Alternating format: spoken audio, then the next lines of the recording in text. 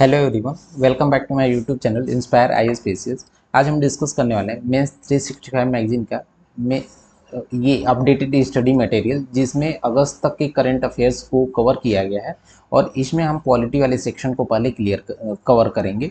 और इसके पहले ऑलरेडी हम लोगों ने मेंस 365 मैगजीन का polity, economy, environment, social issues, international relation, science and tech, इसको ऑलरेडी हम लोगों ने कवर कर लिया है। तो इनकेस आप हमसे फर्स्ट टाइम जुड़े हैं तो प्लीज़ सब्सक्राइब माय चैनल, और हमारे जो प्लेलिस्ट हमने इसके लिए बना रखा है तो उसको आप चेकआउट कर सकते हैं। तो आइए स्टार्ट करते हैं हम आज के टॉपिक्स को। तो पहले तो इसका इंडेक्स देख लेते हैं कि हम क्या क्या आज कवर करने वाले हैं। तो हमारा पहला टॉपिक होगा इमरजेंसी, क्योंकि इसको रिसेंटली 50 ईयर्स हुए हैं। तो इसको देख लेते हैं कि इमरजेंसी से रिलेटेड क्या क्या प्रोविजंस हैं और क्या क्या इसके रीजन्स थे। दूसरा था कि अभी जो अपना जनरल इलेक्शन हुआ, यहाँ पे जो अपना कोलिएशन गवर्नमेंट बना है। कोलिएशन गवर्नमेंट बेसिकली उसको बोलते हैं जब किसी भी एक पार्टी को क्लियर मेजॉरिटी नहीं मिलती है तो मोर देन वन पार्टीज एक साथ आते हैं और गवर्नमेंट बनाते हैं, उसी को कोलिएशन गवर्नमेंट बोलते हैं। और एक नोटा का केस स्टडी हम लोग देखेंगे। और इसके साथ साथ रिसेंटली सुप्रीम कोर्ट ने बोला है कि जो जो एससी और एसटी का रिजर्वेशन सिस्टम है, इस यहाँ पे हमें सब क्लासिफिकेशन करना चाहिए कि कौन कौन से कास्ट के लोग को बेनिफिट मिला है, तो उनको हम क्रीमी लेयर में डाल सकते हैं और अदर को नॉन क्रीमी लेयर में, और नॉन क्रीमी लेयर को उससे उसका बेनिफिट मिले। तो इसके बारे में देखेंगे जो सुप्रीम कोर्ट का जजमेंट था। और इसके अलावा जो प्राइवेट सेक्टर में आप जानते होंगे कि different states on time to time basis पे डिमांड करते हैं कि हम प्राइवेट सेक्टर में रिजर्वेशन देंगे लोकल कैंडिडेट्स को, जैसे बिहार हो गया, फिर हरियाणा हो गया। यहाँ पे टाइम टू टाइम ये डिमांड उठता रहता है। और इंडिया का जो कॉन्स्टिट्यूशन है, इसको कंपेयर करेंगे फ्रांस के कॉन्स्टिट्यूशन से और यूके के कॉन्स्टिट्यूशन से। और इसके अलावा जब भी हमारा बजट आया है, इस बार का फुल बजट आया है, तो जैसा कि आप जानते होंगे जब भी इलेक्शन ईयर में दो बजट आते हैं। एक होता है पहला इंटरिम बजट, जो कि इलेक्शन के पहले गवर्नमेंट के द्वारा लाया जाता है, और उसमें इलेक्शन तक के जो खर्चेज होते हैं, एक्सपेंसेस होते हैं और इनकम्स होते हैं, उसमें उसको कैलकुलेट किया जाता है। और इलेक्शन के बाद जो भी नई गवर्नमेंट बनती है उसके द्वारा पूरा फुल बजट लाया जाता है। तो जब भी इस साल का फुल बजट आया, उसमें आप जानते होंगे बिहार और जो आंध्र प्रदेश था, यहाँ पे इन लोगों को स्पेशल पैकेज दिया गया है। तो स्पेशल पैकेज देने का जो कॉन्स्टिट्यूशनल प्रोविज़न है, इसको देख लेते हैं, क्योंकि ये यूपीएससी का मेंस पॉइंट ऑफ व्यू से काफ़ी इंपॉर्टेंट है और ये काफ़ी इंपॉर्टेंट क्वेश्चन है। और इसके साथ साथ आप जानते होंगे कि एक भील ट्राइब है अपना, भील ट्राइब डिमांड करती है कि हमें हमारे लिए, हमारे अपने लोगों के लिए एक न्यू स्टेट बनाइए जिसको हम भील प्रदेश बोलेंगे। तो इसके बारे में भी देख लेंगे। और इसके साथ साथ जो सीबीआई का क्या रोल है, और जो इसमें स्टेट से उनको कंसेंट लेना पड़ता है किसी भी केस का इंक्वायरी करने के लिए, तो इसको भी हम आइए समझेंगे। तो आइए हम अपने टॉपिक पे मूव करते हैं, जो कि है इमरजेंसी। तो इमरजेंसी बेसिकली क्या होता है कि जो आपके फंडामेंटल राइट्स होते हैं, फंडामेंटल या डेमोक्रेटिक राइट्स होते हैं, उनको जब सस्पेंड कर दिया जाता है तो इस सिचुएशन को हम इमरजेंसी बोलते हैं।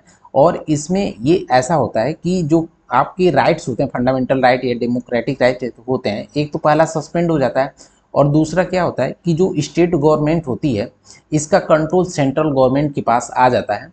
तो इस सिचुएशन को हम इमरजेंसी बोलते हैं।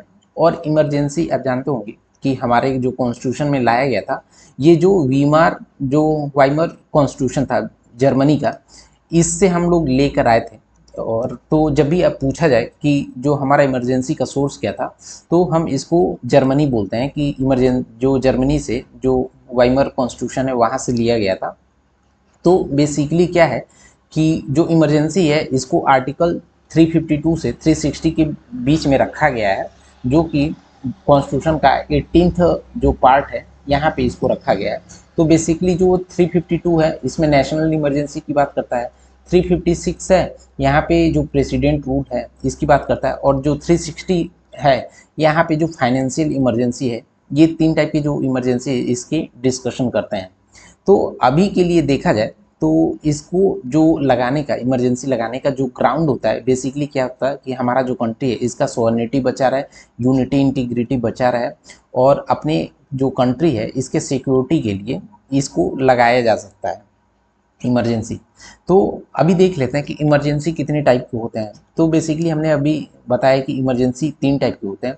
पहला है नेशनल इमरजेंसी, जिसमें पूरे देश में आपको इमरजेंसी लगा दिया जाता है। और ये इसका कॉन्स्टिट्यूशनल प्रोविजन है, आर्टिकल 352 में ये कवर किया गया है। दूसरा इमरजेंसी का टाइप है कि प्रेसिडेंट रूल, और प्रेसिडेंट रूल लगाने का जो कॉन्स्टिट्यूशनल प्रोविजन है ये कि जब स्टेट जो होता है, जो कॉन्स्टिट्यूशन की या फिर सेंट्रल गवर्नमेंट की कॉन्स्टिट्यूशनली जो कॉन्स्टिट्यूशनल मशीनरी है इसमें कंप्लाई करने में फेल हो जाता है, मीन्स आप कॉन्स्टिट्यूशन के प्रोविजन के अकॉर्डिंग नहीं चल पाते हैं, तो क्या होता है कि राष्ट्रपति कभी भी वहाँ राष्ट्रपति शासन लगा के वहाँ का कंट्रोल सेंट्रल गवर्नमेंट के पास ला सकता है। और इसको डिस्क्राइब किया गया है, जो आर्टिकल अपना 356 है कॉन्स्टिट्यूशन में, यहाँ पे इसको डिस्क्राइब किया गया है। और तीसरा टाइप का इमरजेंसी है कि सपोज अपनी कंट्री में कभी भी जो फाइनेंशियल कंडीशन कभी बिगड़ता है, तो उस केस में फाइनेंशियल इमरजेंसी लगाया जा सकता है, जिसको कवर किया गया है आर्टिकल 360 में। तो ये आप याद कर लीजिएगा, और इसका शॉर्ट नोट्स ये काफ़ी हेल्पफुल रहेगा कि हमारे यहाँ 3 तरह के इमरजेंसी हैं। तो अभी देख लेते हैं कि जो नेशनल इमरजेंसी है इसकी बैकग्राउंड देख लेते हैं। तो क्या होता है कि जो नेशनल इमरजेंसी लगाया जाता है ये प्रेसिडेंट के द्वारा लगाया जाता है, और इसके लिए जो कैबिनेट ऑफ मिनिस्टर होते हैं, सॉरी, जो ये होता है कैबिनेट होता है जिसको प्राइम मिनिस्टर हेड करते हैं, इनके एडवाइस पे लगाया जाता है, और ये एक रिटन लेटर के माध्यम से लगाया जाता है। तो इसका ग्राउंड क्या होना चाहिए कि अपना कोई देश, जो देश है उस पर सपोज सिक्योरिटी का कोई इशू है, या फिर अपने देश के किसी पार्ट में वार या फिर एक्सटर्नल एग्रेशन मीन्स दूसरा कोई देश हमला करने वाला है, तो ये जो ग्राउंड है या फिर जो अपना आर्मी है या फिर कोई और है तख्ता पलट का कोशिश कर रहा है, तो ये 3 केसेस हैं जहाँ पे हम नेशनल इमरजेंसी को देख सकते हैं। और इसका जो है जो ग्राउंड है, आप जानते होंगे जब 44th अमेंडमेंट हुआ था, कॉन्स्टिट्यूशनल अमेंडमेंट हुआ था, तो वहाँ पे इंटरनल डिस्टर्ब, पहले क्या था, इंटरनल डिस्टर्बेंस था, मीन्स किसी पर्टिकुलर एरिया में जो अशांति होती है, इंटरनल डिस्टर्बेंस होता है किसी कम्युनिटी या फिर किसी पब्लिक के द्वारा, तो वहाँ पे इस ग्राउंड पे भी लगाया जा सकता था। लेकिन बाद में जब 44th कॉन्स्टिट्यूशनल अमेंडमेंट हुआ तो यहाँ पे इंटरनल डिस्टर्बेंस को रिप्लेस कर दिया गया था आर्म्ड रेबेलियन से। तो ये आप याद रखिएगा कि कौन कौन से ग्राउंड्स हैं। फिर दूसरा है कि जो प्रेसिडेंट रूल लगता है अंडर आर्टिकल 356, तो इसमें कॉन्स्टिट्यूशनल में मशीनरी फेल हो जाने की, जो फेल हो जाता है उस ग्राउंड पे इसको लगाया जाता है। बेसिकली जब कोई भी स्टेट मनमानी करता है, कॉन्स्टिट्यूशन के हिसाब से नहीं चलता है, या फिर जो सेंट्रल गवर्नमेंट होती है इसकी जो रेगुलेशन, सॉरी, रूल्स होते हैं इसको अवॉइड करता है, तो यहाँ पे प्रेसिडेंट रूल लगाया जा सकता है। ये इसका ग्राउंड है। और तीसरा जो हमने बताया कि जो फाइनेंशियल इमरजेंसी है, यहाँ पे कि अपना फाइनेंशियल जो कंडीशन है कभी भी पुअर होता है, तो इस केस में इसको लगाया जा सकता है। तो अभी देख लेते हैं कि इसका प्रोसीजर क्या है, जो इमरजेंसी लगता है इसका प्रोसीजर क्या है। तो प्रोसीजर, सपोज प्रेसिडेंट ने इसको अनाउंस कर दिया कि हम देश में इमरजेंसी लगाते हैं, तो इसको क्या होता है कि जो दोनों अपन ना पार्लियामेंट का हाउस है, अपर हाउस जिसको हम राज्यसभा बोलते हैं और लोअर हाउस जिसको हम लोकसभा बोलते हैं, यहाँ दोनों से अप्रूवल चाहिए होता है कि 1 महीने के अंदर इस बिल को पास कराना पड़ता है। और क्या होता है कि एक बार पास हो गया तो ये 6 महीने तक वैलिड रहता है, और इसको कितनी भी टाइम तक इसको एक्सटेंड किया जा सकता है, बट हर इसको 6 महीने में एक बार अप्रूवल चाहिए होता है। और ये लाया गया था जो अपना 44th कॉन्स्टिट्यूशनल अमेंडमेंट हुआ था वहाँ से लाया गया था। और इसको क्या है कि किसी भी हाउस में इसको पेश किया जा सकता है, ऐसा नहीं है कि पहले इसको लोकसभा में पेश करना है, तो ऐसा कुछ नहीं है। और पार्लियामेंट में एक स्पेशल मेजोरिटी से इसको पास कराया जाता है। और इसको सपोज रिवोकेट करना रहे, मीन्स ख़त्म करना रहे, तो प्रेसिडेंट किसी भी टाइम पे एक ऑर्डिनरी के माध्यम से, ऑर्डिनेंस के माध्यम से इसको ख़त्म कर सकता है। और जब भी उसका कोई भी राष्ट्रपति ने कोई भी एक ये निकाला है, कोई भी सपोज नोटिफिकेशन निकाला है, उसके माध्यम से इसको ख़त्म किया जा सकता है, और इसको अप्रूवल कराने की कोई भी ज़रूरत नहीं होती है। अभी हम देख लेते हैं कि जो अपनी कंट्री में इमरजेंसी लगा था नियरली जो 1975 से 1970 के बीच में, तो इसका जो ग्राउंड था, कौन से कारण पे लगाया गया था, ये लगा था इंटरनल इमरजेंसी। इंटरनल इमरजेंसी जिसको इंटरनल डिस्टर्बेंस या फिर हम बाद में इसको संशोधन करके हम लोगों ने आर्म्ड रिवेलियन किया था, इस ग्राउंड पे इसको लगाया गया था। तो इसके क्या क्या रीजंस थे, एक तो पहले देखिए हमारा जो इकोनॉमिक कंडीशन था वो काफ़ी अच्छा नहीं था, क्योंकि उस टाइम पे 1975-77 के आसपास आप देखेंगे जो प्राइस राइज था ये काफ़ी, 73 में प्राइस राइज 23% हुआ, देन 74 में देखा जाए तो 30% प्राइस राइज हुआ। तो इससे लोगों के बीच में गवर्नमेंट के प्रति काफ़ी गुस्सा थी। इसके साथ साथ स्टूडेंट का अपना डिमांड था, प्रोटेस्ट कर रहे थे, इनका जो डिमांड था। और इसके साथ साथ आप जानते होंगे कि जो एग्जीक्यूटिव और जुडिशरी के बीच में सेपरेशन होनी चाहिए, ये इससे इम्पैक्ट हो रहा था कि जो जुडिशरी है इसको कंट्रोल करने का गवर्नमेंट ट्राई कर रहा था। तो ये इसके कुछ ग्राउंड्स थे, क्योंकि आप जानते होंगे कि उस टाइम पे गवर्नमेंट ने क्या किया था, इन्होंने अपने किसी जान पहचान के जो जस्टिस थे, जैसे जस्टिस एन राय को, इनको चीफ जस्टिस ऑफ इंडिया बना दिया गया था। तो ये उस टाइम पे ये ग्राउंड बने थे जिसकी वजह से इमरजेंसी लगाया गया था। तो अभी इमरजेंसी लगने से क्या क्या इम्प्लीकेशंस हुए थे उसको देख लेते हैं। तो पहला इमरजेंसी लगता था, जो सिविल लिबर्टीज़ है, मीन्स फ्रीडम है, ये हमारा ख़त्म हो जाता है। फिर इसके साथ साथ यहाँ पे क्या हुआ था कि जो प्रेस काउंसिल था इसको एबॉलिश कर दिया गया था। तो जिससे क्या था कि जो कोई भी न्यूज़पेपर था उसको पब्लिश करने के पहले एक सेंसरशिप, पब्लिश करने के पहले इनको सेंसरशिप लेना पड़ता था। फिर दूसरा था कि इमरजेंसी आ गया तो पावर का सेंट्रलाइजेशन हो गया, मीन्स वहाँ पे स्टेट गवर्नमेंट के जो पावर्स थे सेंट्रल गवर्नमेंट के पास आ गए। और यहाँ पे इन्होंने क्या किया था उस टाइम पे कि 42nd जो कॉन्स्टिट्यूशनल अमेंडमेंट लेकर आया था, जिसको हम अपना एक मिनी कॉन्स्टिट्यूशन बोलते हैं। यहाँ पे जो लोकसभा था इसको पहले जनरली 5 साल का होता था, इन्होंने इसको एक्सटेंड करके 6 साल को रख दिया था। तो ये कुछ रीजन्स थे जिसकी वजह से ये इमरजेंसी लाया गया था। और जो इसका सोशल इम्पैक्ट क्या हुआ कि आप जानते होंगे कि जब पावर का सेंट्रलाइजेशन होता है, किसी एक व्यक्ति के पास पावर बहुत ज़्यादा आ जाता है तो पावर का मिसयूज होने लगता है। तो इससे क्या हुआ, बहुत लोगों को टार्चर किया गया था, बहुत लोगों को कस्टडी में रखा गया था, जिससे कस्टडी में ही डेथ बहुत सारे हो गए थे। फिर बहुत सारे जैसे इंडिपेंडेंट ऑर्गेनाइजेशन थे, इन पे बहुत ज़्यादा इशू आया था, स्पेशली जैसे आरएसएस हो गया, यहाँ पे भी इनको इशू आया था और बहुत सारे ऑर्गेनाइजेशन को बैन कर दिया गया था। फिर फोर्स में भी देखा जाए तो क्या था कि पॉपुलेशन कंट्रोल के लिए इन्होंने फोर्सफुली एक इंजेक्शन लगाने का कवायद स्टार्ट किया था। तो इससे भी डिससेटिस्फैक्शन था पब्लिक में सोशल लेवल पे। और इसके अलावा इंस्टीट्यूशनल इम्पैक्ट देखा जाए तो जो जुडिशरी बोला जाता है कि इंडिपेंडेंट होनी चाहिए, यहाँ पे ये कंप्रोमाइज हो रहा था, क्योंकि यहाँ पे उन्होंने क्या किया था, चीफ अपने किसी पहचान को चीफ जस्टिस ऑफ इंडिया बना दिया गया था। तो और यहाँ पे जो जुडिशियल रिव्यू है, जुडिशियल रिव्यू का जो सिस्टम है जिसको बेसिक डॉक्ट्रिन में रखा गया है, इसका जो पावर था ये काफ़ी लिमिटेड इन्होंने कर दिया था। तो ये सारे कुछ इसके इम्प्लीकेशंस थे। तो बाद में जब इमरजेंसी खत्म हुआ उसके बाद दूसरी जब गवर्नमेंट चेंज करके आई तो जो 44th कॉन्स्टिट्यूशनल अमेंडमेंट लेकर आया गया था, तो उसमें बहुत सारी चीज़ें जो 42nd कॉन्स्टिट्यूशनल अमेंडमेंट में लेकर आया गया था उसको रिवर्स किया गया था। जैसे कॉन्स्टिट्यूशन, जब भी इमरजेंसी लाने के लिए आपको रिटर्न अप्रूवल की ज़रूरत पड़ती है, मीन्स जो कैबिनेट होता है, कैबिनेट ऑफ मिनिस्टर जो होता है, उनको रिटर्न एडवाइस देना रहता था प्रेसिडेंट को, ये लाया गया।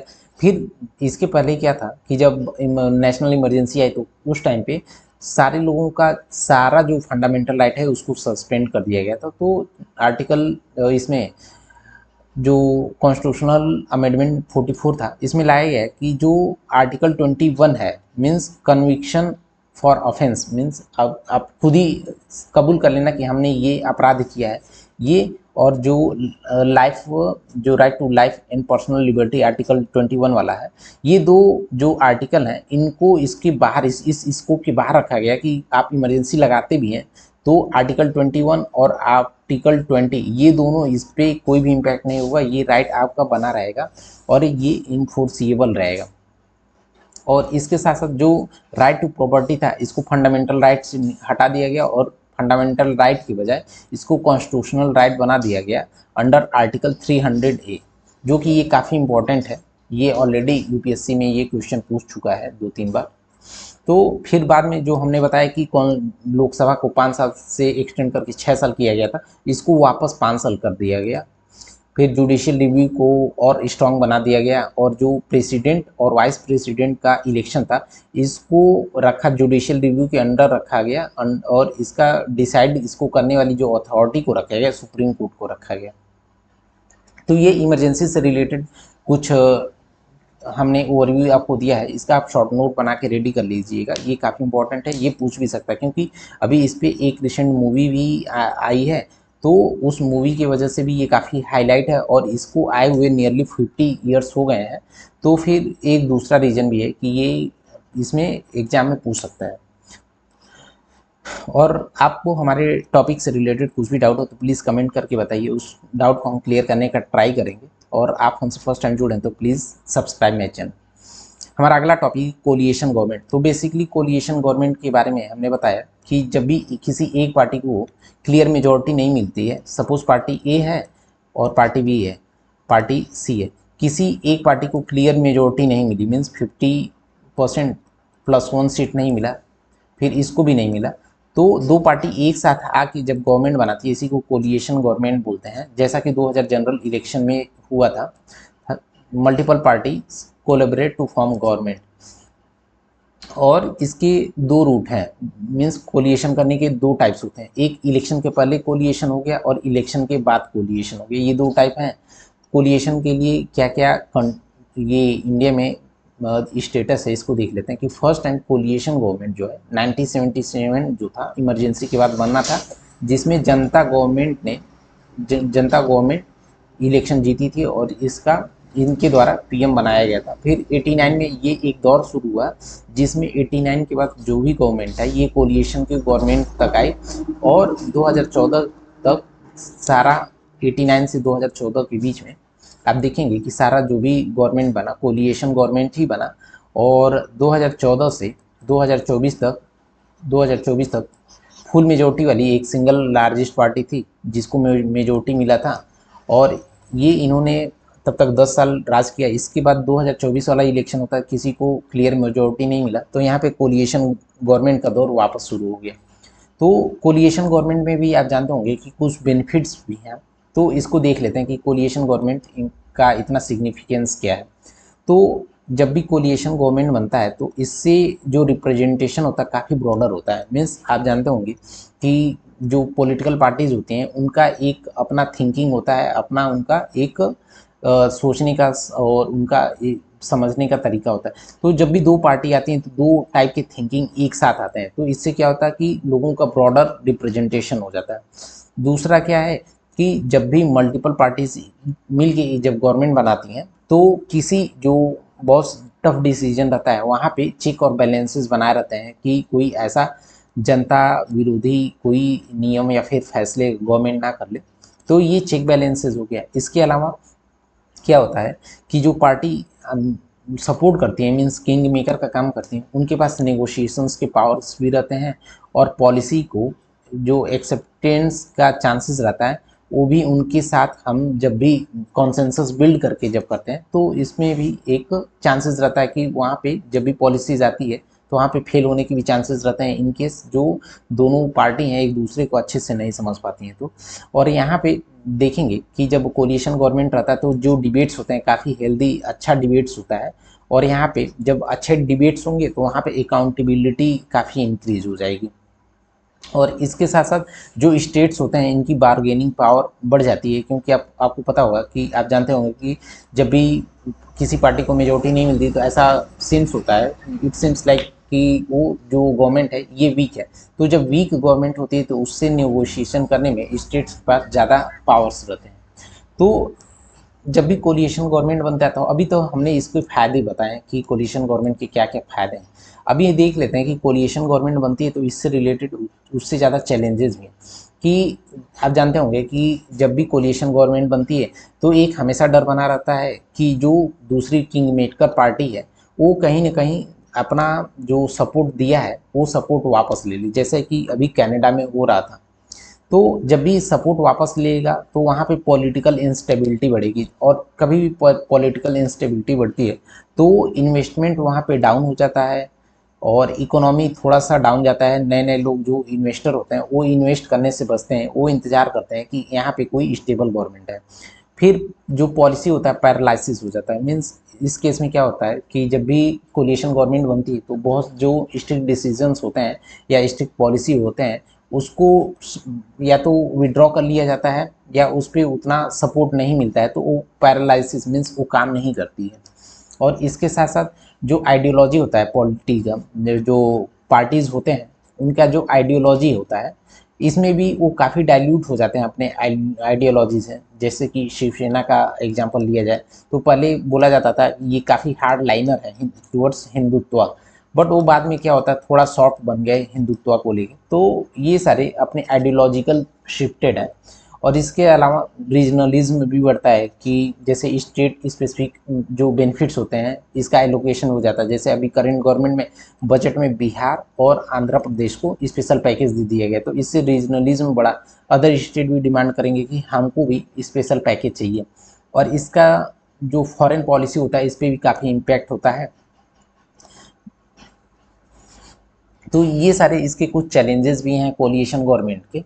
और इसका वे फॉरवर्ड क्या होना चाहिए कि हमें एक पॉलिटिकल स्टेबिलिटी बढ़ानी चाहिए, जिससे कि नए नए जो इन्वेस्टर फॉरेन से इन्वेस्टर हैं अपने कंट्री में रहने वाले जो इन्वेस्टर हैं वो लोग अपनी कंट्री में इन्वेस्ट करें, और इन्वेस्ट करेंगे तो वो ग्रो करेगा।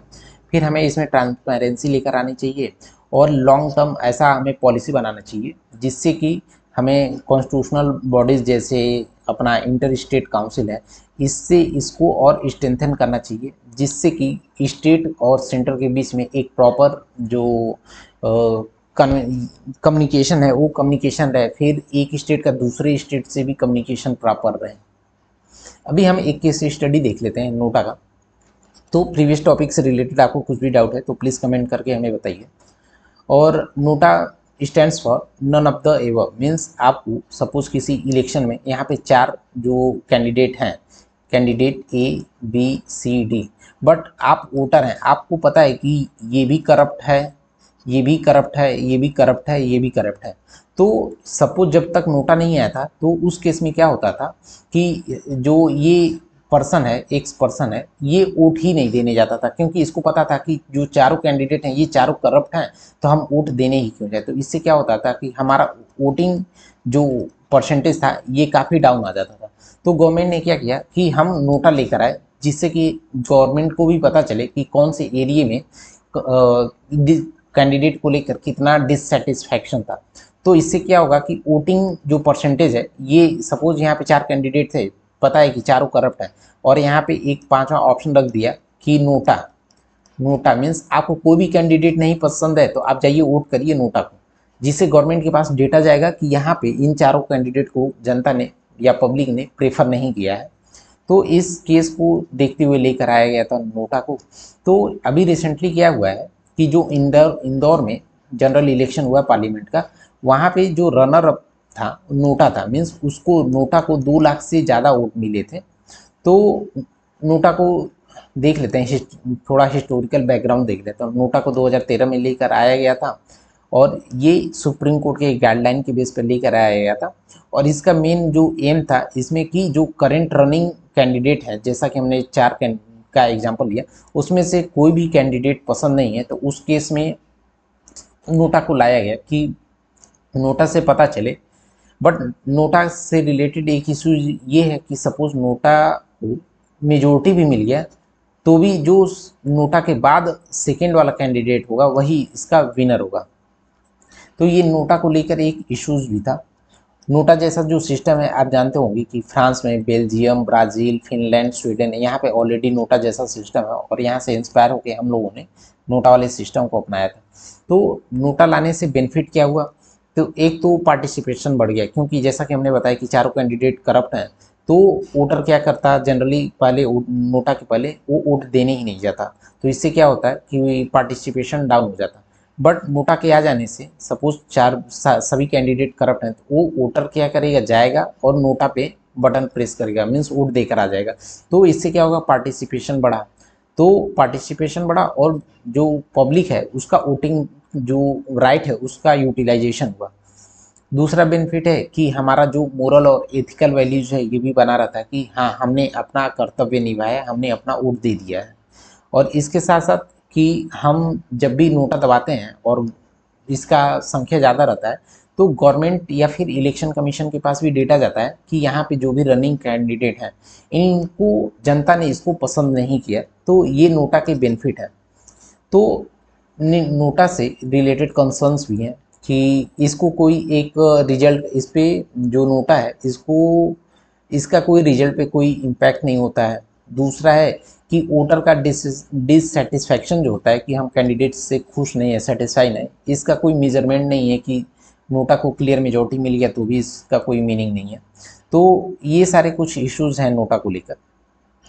अभी हमारा अगला टॉपिक है कि सुप्रीम कोर्ट ने जैसा कि बोला कि जो शेड्यूल कास्ट और शेड्यूल ट्राइब का जो रिजर्वेशन कोटा है यहाँ पे हमें सब क्लासिफिकेशन करना चाहिए just like creamy layer in OBC case. तो ये लेकर आया गया था state of Punjab versus Davinder Singh and others. तो यहाँ पे क्या था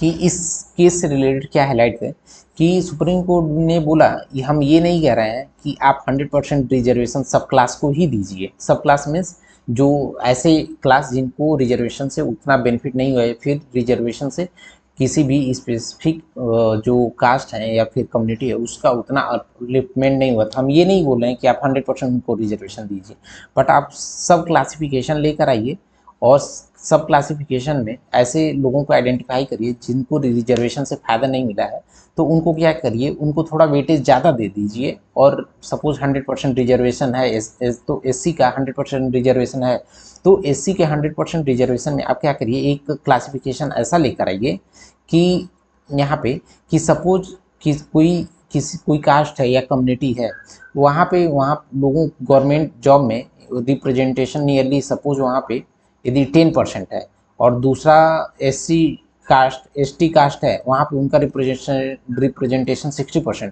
तो आप क्या करिए इन 10% वाले रिजर्व जो कम्युनिटी या फिर कास्ट है इनको एक ऐसा क्राइटेरिया लेकर आइए या फिर क्लासिफिकेशन लेकर आइए, तो इनको नियरली 60 पर जो 100% सीट्स है उसमें 70% रिजर्वेशन इनको दे दीजिए, 30% रिजर्वेशन इनको दे दीजिए, जिससे क्या होगा कि ये वाले 10% जिनका रिजर्वेशन है इनका अपलिफ्टमेंट हो जाएगा और इससे ये इन लोगों को बेनिफिट मिलेगा। तो पहला पॉइंट ये था कि हमने ये नहीं बोल रहे हैं कि आप 100% रिजर्वेशन सब क्लास को ही दीजिए, आप दीजिए बट उसमें क्लासिफाई करिए और इसको एक प्रॉपर केस स्टडी के तौर पे इसको हैंडल करना चाहिए विद प्रॉपर डेटा, और ये जुडिशियल रिव्यू के दायरे में होनी चाहिए। और ये क्या होता है कि इससे प्रिंसिपल ऑफ इक्वालिटी को वायलेट नहीं करता अंडर आर्टिकल 14। और इसमें जैसा कि आपको पता है एससी जो होता है, एससी डिक्लेयर करने का सोल राइट जो है प्रेसिडेंट के पास होता है। और जो क्रीमी लेयर में आ गए हैं, सपोज एससी में जिनको सबसे ज़्यादा बेनिफिट मिला है एससी रिजर्वेशन का, उनको क्रीमी लेयर में आकर लेकर आइए जिसमें उनको रिजर्वेशन का बेनिफिट ना दिया जाए और अदर जो एससी में कास्ट या कम्युनिटी हैं लोग जिससे उनको बेनिफिट नहीं मिला उनको इसमें लेकर रखा गया। तो इसका एक कंपेयर कर लेते हैं, कंपैरिजन कि इसके फेवर में क्या है कि सब क्लासिफिकेशन के फेवर में कुछ पॉइंट्स हैं और इसके अगेंस्ट में भी कुछ पॉइंट्स हैं, तो इसको देख लेते हैं। पहला पॉइंट है इसके फेवर में, पहला आर्गुमेंट ये है कि जब भी सब क्लासिफिकेशन होगा तो इससे जो टारगेटेड बेनिफिट्स दिया जाएगा ऐसे लोगों को जिनको रिजर्वेशन का कभी बेनिफिट ही नहीं मिला। दूसरा है कि इससे जब भी टारगेटेड जब बेनिफिट दिया जाएगा तो इससे उन लोगों को क्या होगा कि रिप्रेजेंटेशन काफ़ी बढ़ जाएगा। फिर तीसरा है कि हम जो एडिक्वेट रिप्रेजेंटेशन के लिए आप जो कॉन्स्टिट्यूशन में प्रोविज़न है इसको भी फुलफिल करेगा।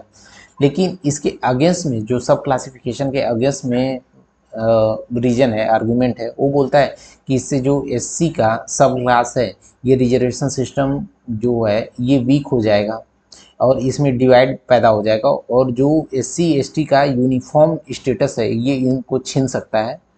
और इसमें क्या होगा कि जब हम क्लासिफाई कर देंगे तो इसमें इनइक्वालिटीज़ आ जाएंगी एससी और एसटी में भी। तो ये सारे कुछ फेवर में आर्गूमेंट हैं और कुछ इसके अगेंस्ट में आर्गूमेंट है, तो इसको आप नोट डाउन कर लीजिएगा, ये एग्जाम में पूछ सकता है। तो अभी हमारा अगला टॉपिक है कि हमने बताया कि जो प्राइवेट सेक्टर है यहाँ पे भी रिजर्वेशन की बात चलती है, बार बार टाइम टू टाइम पे डिमांड होता है। तो रिसेंटली क्या था जो पंजाब हरियाणा हाई कोर्ट है, इन्होंने एक जो बिल था इसको इन्होंने क्वैश कर दिया था, जिसको लेकर आया गया था कि जो प्राइवेट सेक्टर है इसमें रिजर्वेशन देने के लिए।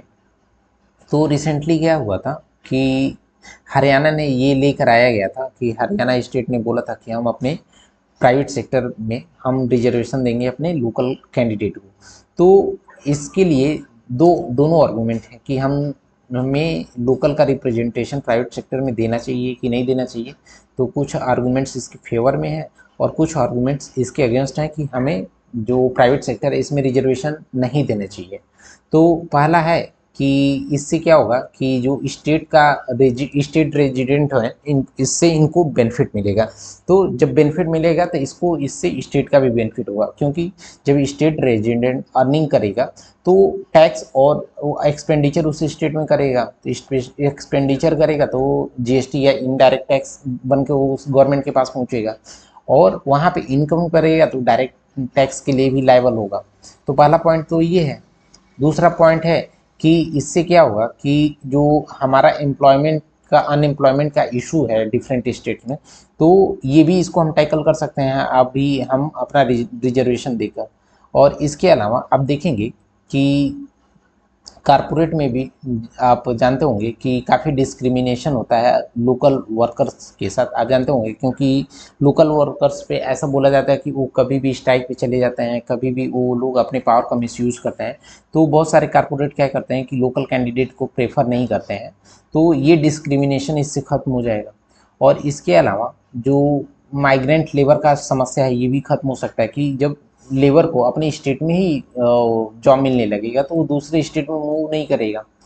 और इसके साथ साथ जब हम प्राइवेट सेक्टर में रिजर्वेशन देंगे तो क्या होगा कि जो यूथ होगा वहाँ पे वो अपने एम्प्लॉयमेंट में जब बिजी रहेगा तो वो क्राइम वहाँ पे कम करेगा, ऐसा एक पॉइंट है। और इसके साथ साथ जो इसमें एग्रीकल्चर फील्ड में रहने वाले ऐसे कुछ लोग हैं जो एग्रीकल्चर नहीं करना चाहते हैं बट मजबूरी में करते हैं, तो उसमें अपना जो डिस्ट्रेस है ये कम होगा। तो ये सारे कुछ आर्गुमेंट्स इसके फेवर में है कि प्राइवेट सेक्टर में रिजर्वेशन देना चाहिए। बट आप देखेंगे तो इसमें कुछ पॉइंट्स ऐसे भी हैं इसको इसके अगेंस्ट में कि प्राइवेट सेक्टर में रिजर्वेशन नहीं देना चाहिए। तो पहला पॉइंट ये है कि जो राइट टू इक्वालिटी है अंडर आर्टिकल 14, 16 और 19 वाला, ये क्या होता है, ये वायलेट होता है कॉन्स्टिट्यूशन का। तो पहला तो ये इसके अगेंस्ट में फेवर है। दूसरा है कि जो अपना सन्स ऑफ सॉइल सिंड्रोम है, मीन्स जब लोकल के लोग को ही प्रेफर करते हैं तो इसी को सन्स ऑफ सॉइल सिंड्रोम बोलते हैं। इससे इसको बढ़ावा मिलेगा, ये काफ़ी इशू आगे इसका इशू क्रिएट करेगा। और इसके साथ साथ इसमें लाइसेंस राज का भी सिस्टम आ सकता है। लाइसेंस राज मीन्स लोकल के लोगों का उसमें दबदबा बढ़ जाएगा। और इसके साथ साथ जो कोर इश्यूज़ हैं जैसे जियोग्राफिकल डेवलपमेंट, लो क्वालिटी और एजुकेशन और स्किल्स की वजह से, तो सपोज़ हमने जब किसी कारपोरेट पे जब मजबूरी आ जाएगी कि वो लोकल को ही जॉब देना है तो उनको मजबूरी ये भी रहेगी कि स्किल्स ना रहते हुए भी लोगों को एम्प्लॉयमेंट देना है। तो इससे क्या होगा, कारपोरेट का भी काफ़ी इशू हो सकता है।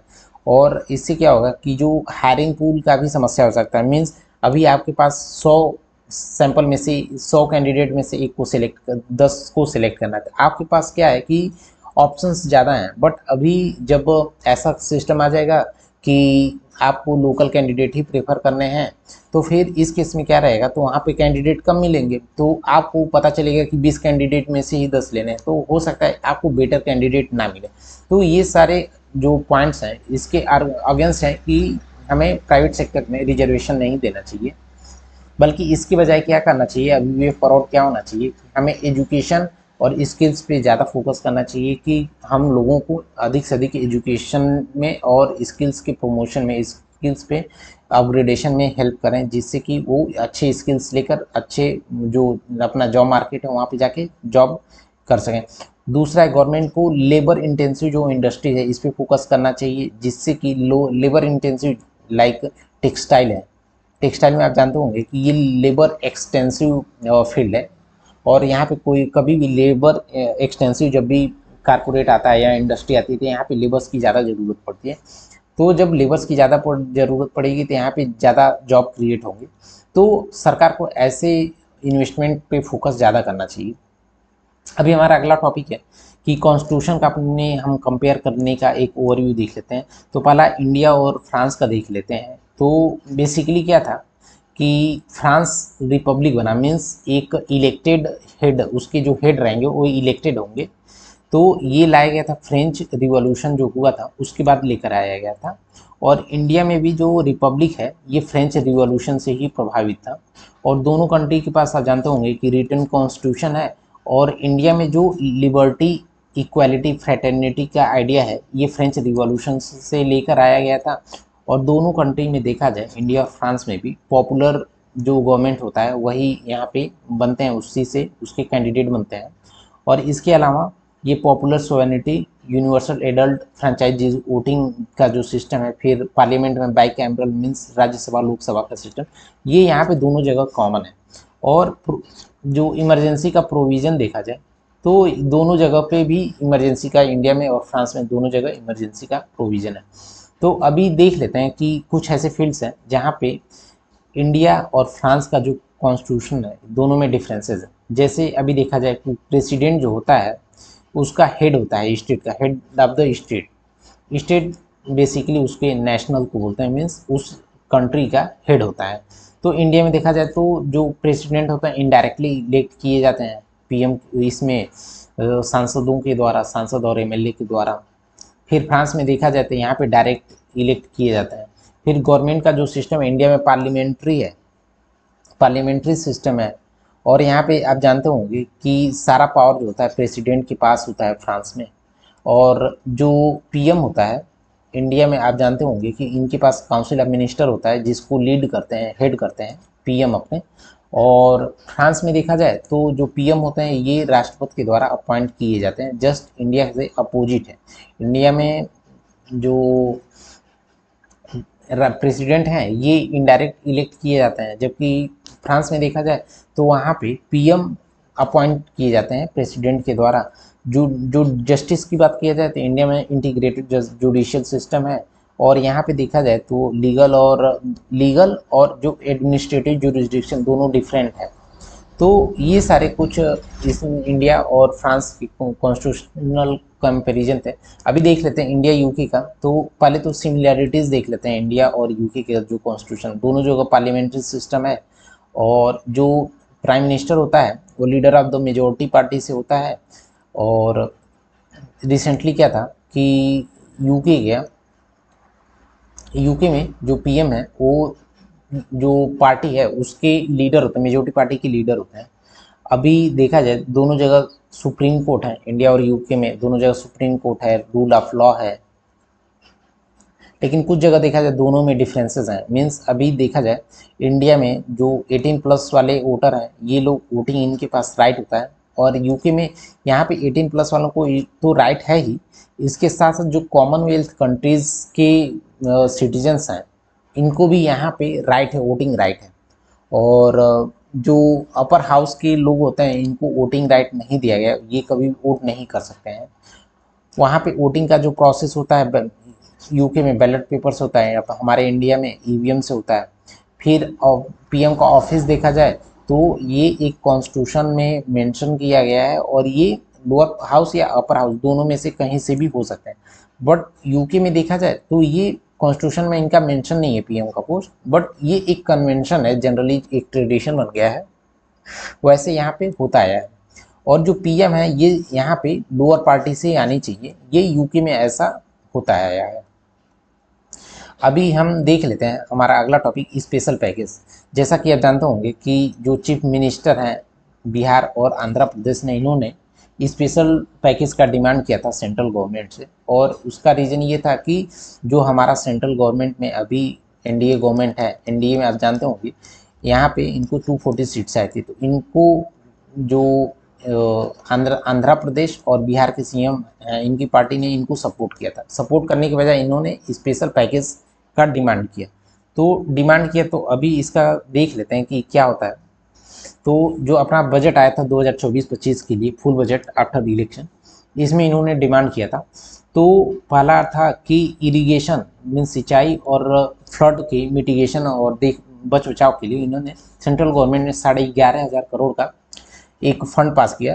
Koshi Mechi intra state link means एक बिहार में कोशी रिवर है, एक मेची रिवर है, इनको एक साथ लेकर आने को इनको एक साथ लिंक कर दिया जाए, जिससे कि इसके वाटर का प्रॉपर यूटिलाइजेशन हो और वहाँ पे फ्लड को मिटिगेट किया जा सके, क्योंकि जब भी फ्लड आता है इससे बहुत ज़्यादा बिहार स्टेट का नुकसान होता है। तो इसको 11,500 करोड़ दिया गया। फिर यहाँ पे पूर्वोदय प्लान लेकर आया गया कि विकास भी भारत भी, विकास भी और विरासत भी मीन्स यहाँ पे जो ईस्टर्न पार्ट है इंडिया का, जो ईस्टर्न पार्ट है, जैसे आप देखेंगे कि ये अपना इंडिया है ऐसे करके, ऐसे करके जो इंडिया है, तो इसका जो ईस्टर्न वाला ये पार्ट है, यहाँ पे जैसे बिहार हो गया, झारखंड, वेस्ट बंगाल, उड़ीसा, यहाँ पे इनको डेवलप करने की बात किया गया। फिर इस यहाँ पे जो आंध्र प्रदेश था इसके रीऑर्गेनाइजेशन 2014 में आप जानते होंगे रीऑर्गेनाइज हुआ, तो इनको फाइनेंशियल सपोर्ट दिया गया कि 15,000 करोड़ का, जिससे कि ये लोग अपना फाइनेंशियल प्रॉपर फाइनेंशियल अरेंजमेंट करें। और यहाँ पे एक पोलावरम जो इरिगेशन प्रोजेक्ट है, जिससे कि उस पानी को, उसके वाटर को यूटिलाइज करके हम फूड सिक्योरिटी में फोकस कर पाएँ, इसके लिए आंध्र प्रदेश को स्पेशल बजट दिया गया था। तो स्पेशल जो पैकेज होता है जो स्टेट को दिया जाता है, ये एक एडिशनल फाइनेंशियल असिस्टेंट होता है, जो भी सर स्टेट गवर्नमेंट को असिस्टेंट प्रोवाइड करते हैं, उसके अलावा एक एडिशनल होता है जिससे कि सोशियो जो वहाँ पे जो सोशल और इकोनॉमिक कंडीशन है उसको बेटर किया जाए। तो ये आप जानते होंगे कि स्पेशल पैकेज जो होता है प्योरली डिस्क्रेशन मीन्स जो सेंट्रल गवर्नमेंट है उसके डिस्क्रेशन पे होता है, इसका कोई आप ज़बरदस्ती डिमांड नहीं कर सकते हैं।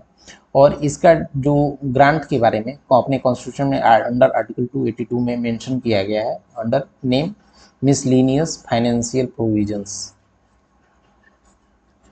तो इस चीज़ की ज़रूरत क्यों थी अपने स्टेट को, जो कि हम स्टेट को स्पेशल पैकेज दें? तो पहला तो यहाँ पे सपोज़ किसी स्टेट का रिवेन्यू में इशू आ रहा है मीन्स उसको वहाँ पे रिवेन्यू उतना नहीं मिल रहा है, तो फिर एक तो रिवेन्यू ग्रांट हो गया। इसके अलावा देखा जाए कि कोई स्टेट होता है वहाँ पे नेचुरल डिजास्टर या फ्लड आ गया, अर्थक्वेक आ गया, इन सब चीज़ों को हैंडल करने के लिए भी दिया जा सकता है। और इसके अलावा सपोज वहाँ पे वो गरीबी की ज़्यादा समस्या है, पुअर लोगों की ज़्यादा समस्या है, तो उसके अपलिफ्टमेंट के लिए भी सेंट्रल गवर्नमेंट इस चीज़ को स्पेशल पैकेज दे सकती है स्टेट को। फिर ह्यूमन डेवलपमेंट इंडेक्स को सुधारने के लिए भी दे सकती है।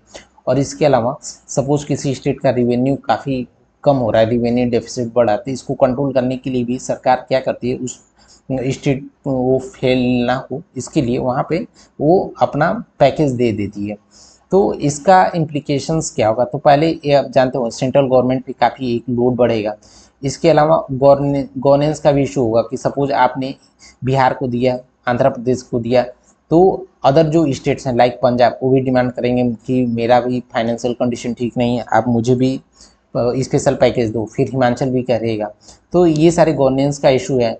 फिर फेडरल इशूज आ जाएगा कि आप जो दूसरा स्टेट है जैसे कि महाराष्ट्र हो गया, गुजरात हो गया, जो कि टैक्सेशन में काफ़ी अच्छा करते हैं और उनका वहाँ पे रिवेन्यू भी ठीक है, तो वो लोग करेंगे कि हमारे साथ इतना, हम इतना आपको टैक्सेस कमा के देते हैं, हम इतना आपको टैक्सेस भरते हैं, कलेक्शन हमारे यहाँ इतना होता है, बट हमको आप उतना फंड नहीं प्रोवाइड करते हैं। तो ये एक जानते हैं कि फेडरल इशूज आ सकता है, सोशल, इससे आप सोशल अनरेस्ट आ सकता है। तो इसका वे फॉरवर्ड क्या होना चाहिए? तो पहले तो इसका देख लेते हैं कि वे फॉरवर्ड क्या होना चाहिए, कि इसका एक प्रॉपर कोई फ्रेमवर्क होना चाहिए कि हम किस बेसिस पे कब किस स्टेट को दे सकते हैं। फिर डेवलपमेंट जो प्लान्स होते हैं इसको हम कस्टमाइज़ करना चाहिए अपने बजट के अकॉर्डिंग। और जो पब्लिक प्राइवेट और पार्टनरशिप है मीन्स ट्रिपल P मॉडल है, इसको इम्प्लीमेंट करना चाहिए, जिससे कि प्राइवेट इन्वेस्टमेंट भी सरकार के पास आए। और इसके अलावा इसका प्रॉपर मॉनिटरिंग करना चाहिए और जो पावर है इसका डिसेंट्रलाइजेशन करना चाहिए। हमारा अगला टॉपिक है कि न्यू स्टेट का डिमांड करना भील ट्राइब के द्वारा, इसको देख लेते हैं। और इनकेस हमारे पढ़ाने से रिलेटेड आपको कुछ भी डाउट है तो प्लीज़ कमेंट करके बताइए, और हमें कमेंट करके बताइए कि आप हमारा जो भी हम टॉपिक पढ़ा रहे हैं वो आपको समझ में आ रहा है कि नहीं और आपको कैसा लग रहा है। तो अभी भील ट्राइब ने रिसेंटली क्या किया था, इन्होंने डिमांड किया कि हमारे लिए एक इंडिपेंडेंट ट्राइबल स्टेट बना दीजिए जिसका नाम हम भील प्रदेश रखेंगे। और इसको बनाइए आप, जो राजस्थान है इसका कुछ पार्ट ले लीजिए, मध्य प्रदेश का कुछ पार्ट ले लीजिए, गुजरात का कुछ पार्ट ले लीजिए और महाराष्ट्र का कुछ पार्ट लेकर थोड़ा थोड़ा हमें एक भील प्रदेश बना के दे दीजिए जहाँ पे हमारा भील ट्राइब है उनकी जनसंख्या ज़्यादा रहे। तो इसका प्रोसीजर क्या है ये देख लेते हैं। तो इसका प्रोसीजर आर्टिकल 3 में मेंशन है कि formation of new states and आप कोई नया स्टेट बनाते हैं तो, या फिर किसी एग्जिस्टिंग स्टेट में उसके एरिया में अल्ट्रेशन करते हैं, बाउंड्रीज में अल्ट्रेशन करते हैं या फिर उसके नेम में अल्ट्रेशन करते हैं, तो ये सारे को कवर किया गया है अंडर आर्टिकल 3।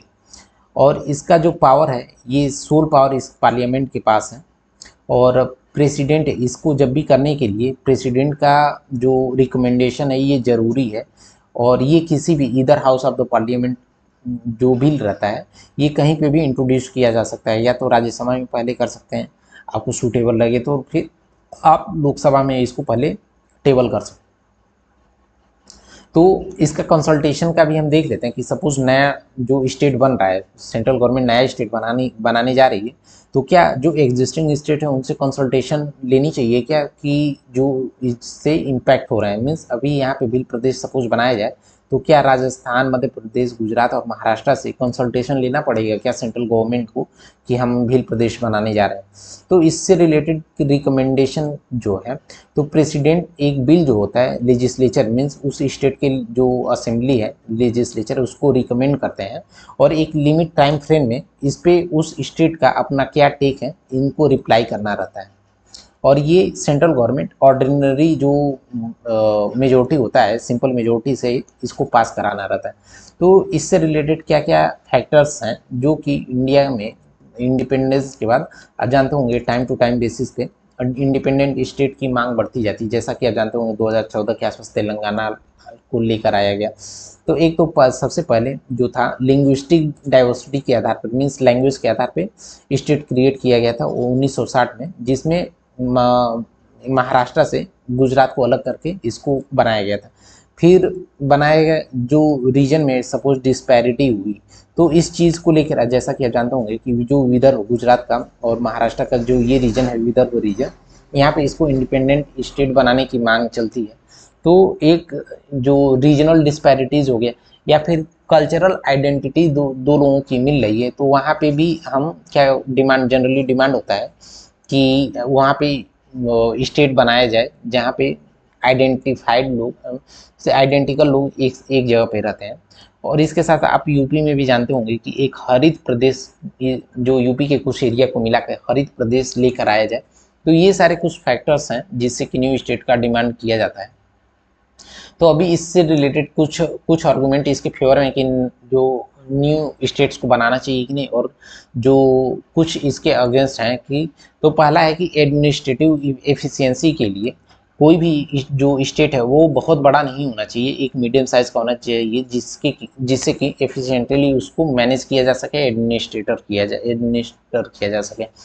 इसके अलावा इनोवेशन पे जो छोटे स्टेट्स हैं ऐसा बोला जाता है कि वो इनोवेशन पे ज़्यादा फोकस करते हैं, उनके पास ट्रेडिंग कैपेसिटी ज़्यादा होती है और वो अपने डेवलपमेंट को या फिर जो रिसोर्सेज होता है उसको बेटर वे में यूटिलाइज कर पाते हैं।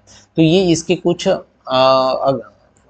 फेवर में आर्गूमेंट्स है और इसके कुछ अगेंस्ट भी आर्गूमेंट हैं। जैसे इकोनॉमिक स्ट्रेंथ, जब भी एक नया स्टेट बनाते हैं तो उस पर जो गवर्नमेंट होता है इस पर बहुत सारे खर्चे जाते हैं।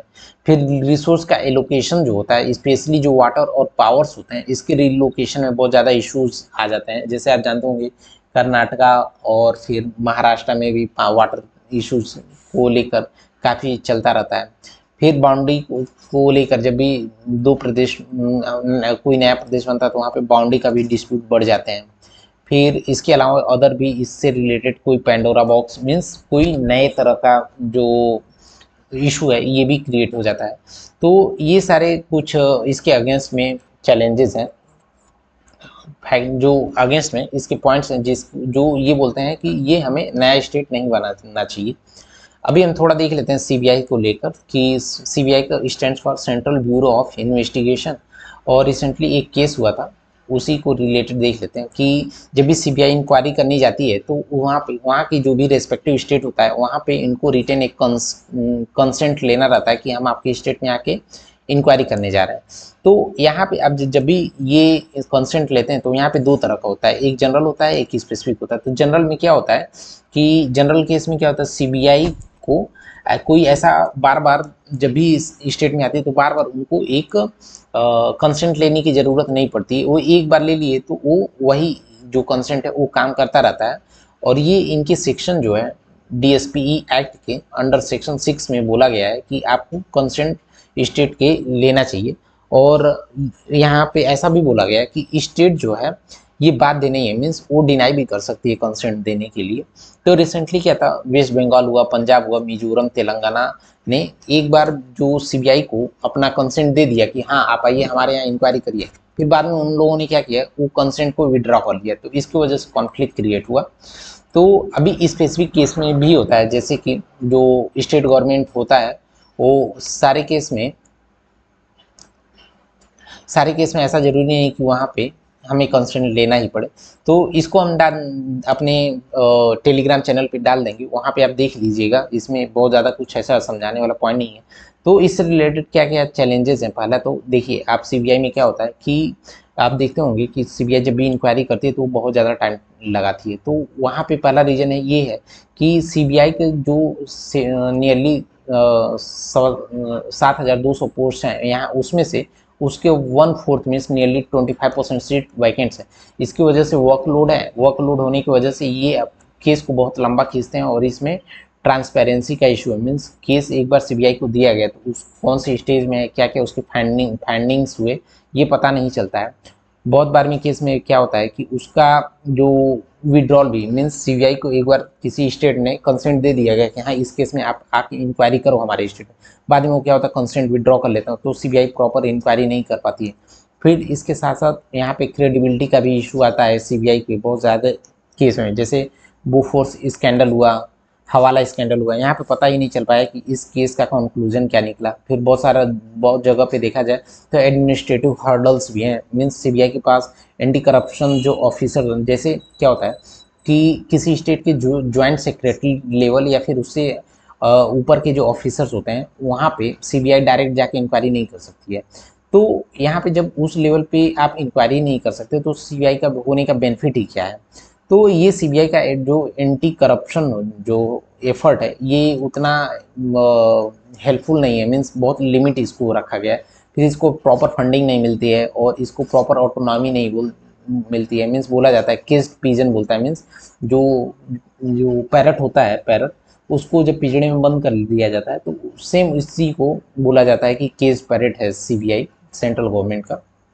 तो ये इससे रिलेटेड क्या क्या वे फॉरवर्ड होना चाहिए कि एक यहाँ पे पार्लियामेंट्री कमेटी है, उन्होंने बताया कि जो सीबीआई के डायरेक्टर हैं इनको टाइम टू टाइम बेसिस पे अपनी जो वैकेंसीज है इसको मॉनिटर करना चाहिए और इनको वैकेंसीज निकालना चाहिए।